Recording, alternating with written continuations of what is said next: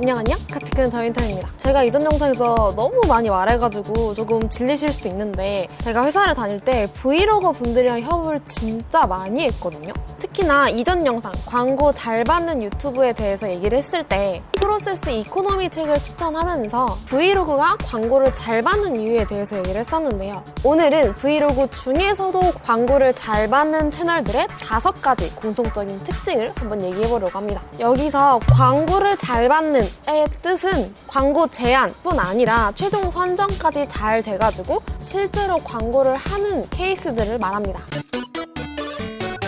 자, 일단 첫 번째, 주제가 일정합니다. 요즘 퍼스널 브랜딩이라는 개념이 좀 널리 퍼지면서 다들 주제는 진짜 잘 잡고 시작을 하시거든요. 근데 주제를 잘 잡아놓고 정작 지키지는 않습니다. 주제를 안 지키는 걸 넘어서 그냥 포맷 자체도 휙휙 바꿔버리면서 채널의 정체성까지 좀 휘청일 정도로 주제를 안 지키시는 분들이 많았어요. 제가 지난 영상에서 아무리 브이로그라도 무조건 기획을 해야 된다라고 했었잖아요. 그 이유 중에 하나가 바로 이 주제를 잘 지키기 위해서입니다. 저는 퇴사를 하고 월세 99만 원짜리 코리밍하우스에서 자취를 하는 사람이 주제인데요. 그래서 퇴사, 코리밍하우스 이 2가지 소재를 꼭 영상에 녹여낼 수 있게끔 신경을 진짜 많이 씁니다. 그런데 포맷이 브이로그고 나를 찍어서 보여주는 게 주 목적이기 때문에 가끔 주제에서 벗어난 것들도 영상으로 찍고 싶을 때가 굉장히 많아요. 혹은 내가 트렌드 조사를 했는데 진짜 괜찮은 키워드가 나왔어요. 그런데 내 주제랑은 좀 거리가 멀 때가 있습니다. 그렇기 때문에 저는 더더욱 기획을 열심히 해서 내 소재랑 좀 잘 녹여낼 수 있게 노력을 많이 하는 편이에요. 이렇게 브이로그도 주제를 일정하게 가져가는 게 진짜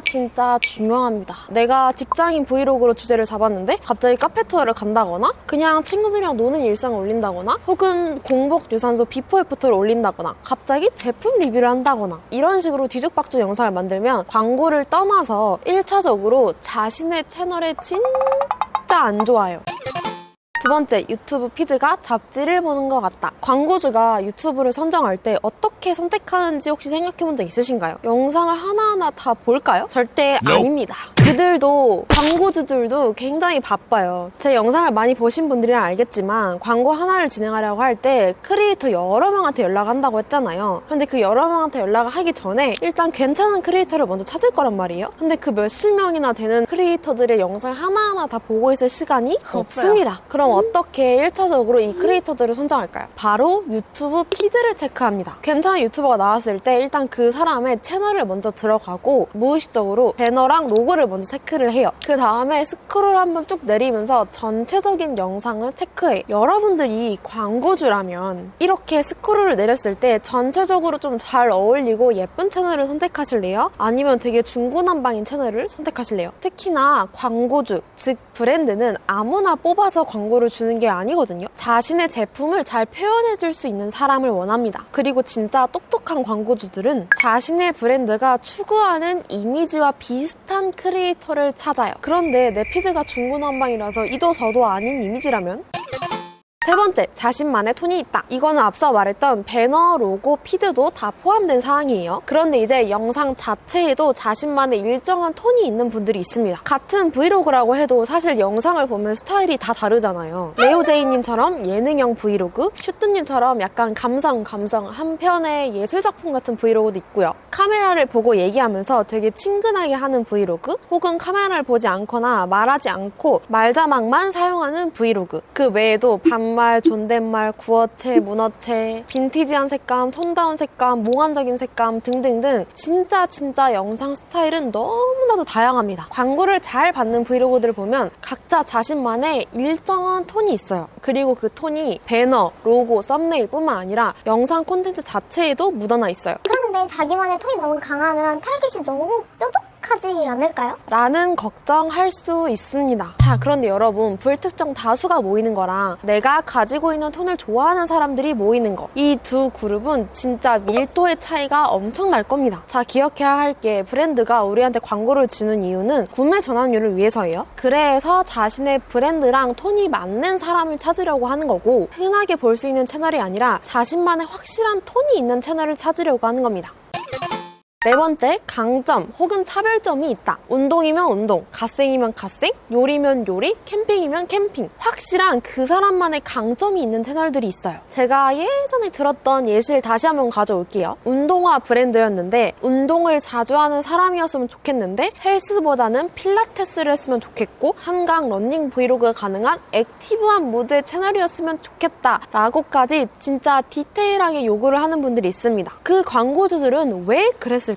평소에도 좀 꾸준히 운동하던 모습을 보여준 사람이 운동화 광고를 하면 다른 채널이 하는 것보다 신뢰도가 훨씬 더 올라가고 그만큼 구매 전환율도 훨씬 더 높겠죠. 그래서 나의 다양한 모습을 보여줄 거야 보다는 내가 자신 있는 나의 강점을 두드러지게 보여줄 거야가 메인이 되어야 합니다. 이거는 주제랑 조금 별개인 내용이에요. 자, 예시를 한번 들어볼게요. 저는 퇴사하고 월세 99만 원짜리 코리빙 하우스에서 자취하는 사람이 주제라고 했잖아요. 그런데 제 강점은 인테리어입니다. 내 취향이 가득 담긴 온전히 자신만의 스타일로 꾸민 공간에서 지내는 모습을 꾸준히 담아요. 이런 식으로 내 주제에서 잘 녹여낼 수 있는 나만의 강점 혹은 차별점을 한번 생각해보세요. 독보적인 브이로거가 되어보는 겁니다.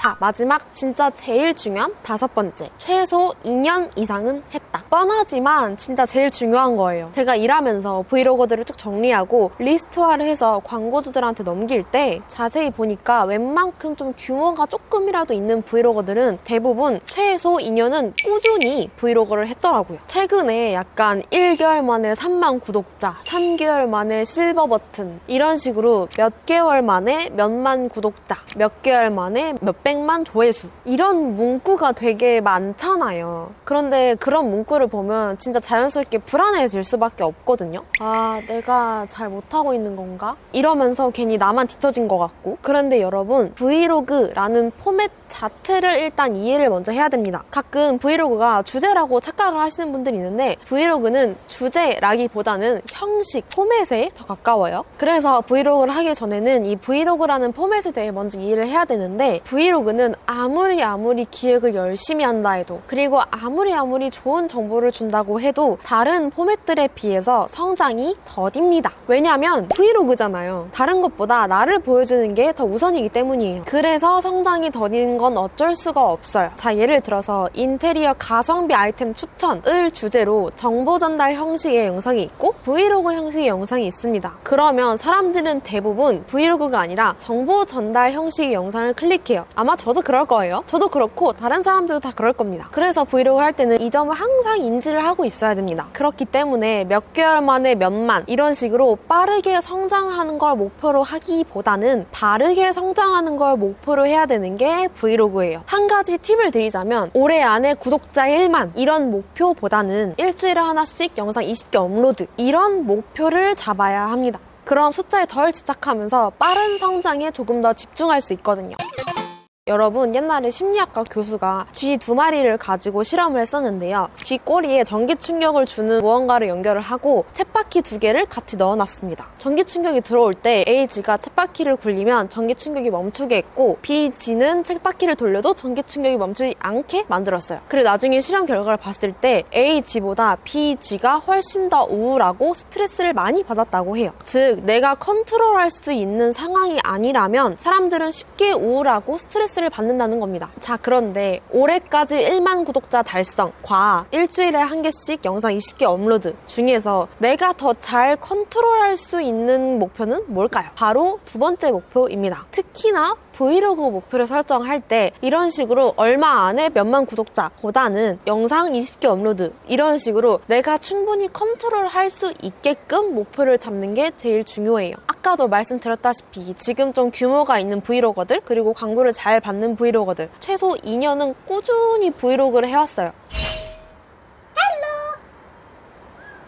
오씨, 무서워. 그런데 6개월 동안 영상 4-5개 뜨문뜨문 올리고 구독자랑 조회수 안 나온다고 해서 아, 브이로그 역시 레드오션이야, 역시 안 돼 라고 하는 거는 진짜 금지입니다. 금지. 브이로그가 유튜브 중에서는 진입 장벽이 가장 낮죠. 그만큼 시도하는 분들이 많은데요. 시도하는 사람들이 많은 만큼 포기도 진짜 많이 하는 게 브이로그입니다. 제가 서브 업무가 유튜브 채널 분석이라고 했잖아요. 구독자 500명부터 100만까지 진짜 13,000개가 훨씬 훨씬 넘는 채널들을 봤는데 확실히 거기서도 브이로그가 진짜 많았거든요. 그런데 거기서 80%가 허수였습니다, 여러분. 그렇기 때문에 더더욱 브이로그를 할 거면 꾸준히 바르게 성장하는 걸 목표로 해야 합니다.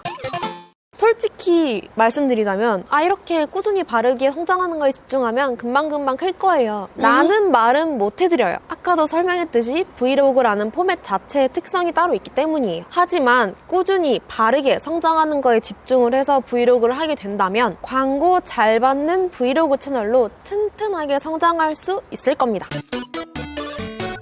그러니까 오늘 알려드린 5가지 중에 하나 아닙니다. 5가지 모두예요. 5가지 모두를 기억하면서 브이로그 똑똑하게 하셨으면 좋겠습니다. 자, 그럼 날씨가 흐려지고 있는 고성에서 지금까지 가치를 키우는 전 인턴이었습니다. 안녕. 바다 보여드릴까요? 날씨는 흐리지만 바다 색깔은 여전히 예쁘다.